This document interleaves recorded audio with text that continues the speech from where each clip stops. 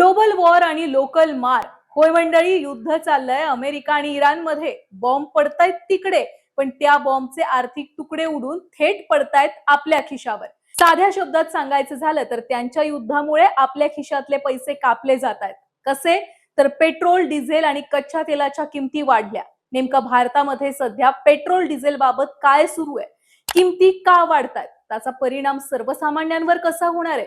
आणि मोदीजी देशामध्ये गरिबी येण्याबाबत नेमकं काय म्हणाले, हेच पाहूयात या व्हिडिओमधून. नमस्कार. गेल्या 2 महिन्यांपासून अमेरिका विरुद्ध इराण हे युद्ध कधी एकमेकांवर रॉकेट डागण्यापर्यंत जातंय, तर कधी पडद्यामागून एकमेकांना संपवण्याच्या कोल्ड वॉर मध्ये दबलाय. पण यात गेम कुणाचा होतोय?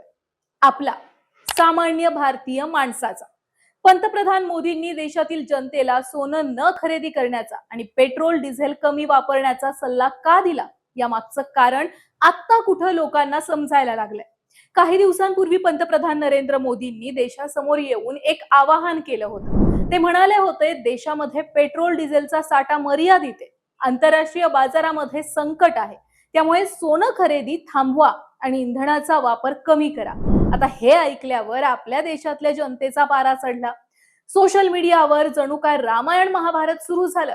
लोक म्हणायला लागले, आता आम्ही काय खायचं, किती प्रवास करायचा, लग्नात सोनं घालायचं की नाही आणि सोन्याची खरेदी करायची की नाही, हे सगळं सरकार सांगणार का?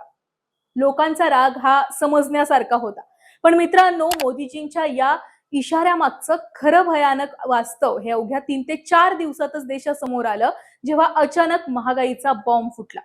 3 ते 4 दिवसात देशामध्ये पेट्रोल डिझेलच्या किमती प्रति लिटर 3 रुपयांनी वाढल्या.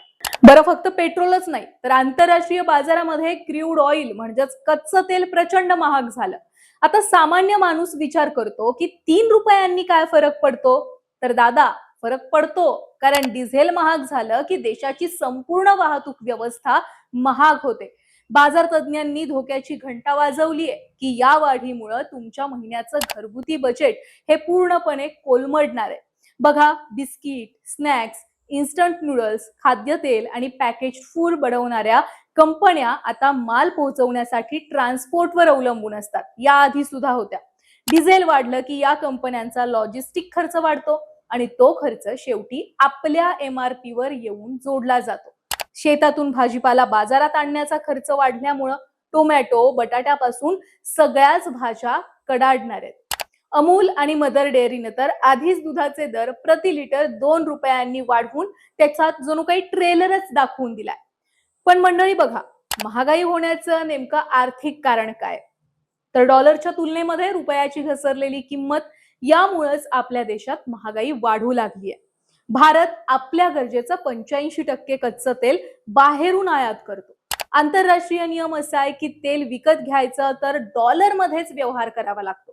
आता अमेरिका इराण युद्धामुळे जागतिक बाजारामध्ये डॉलर मजबूत झालाय आणि आपला रुपया कमजोर झालाय. परिणामी तेवढंच तेल आणण्यासाठी आपल्या देशात तिजोरीतून जास्त डॉलर हे मोजावे लागणार आहेत. देशाचा पैसा बाहेर चाललाय आणि देशामध्ये महागाई वाढते.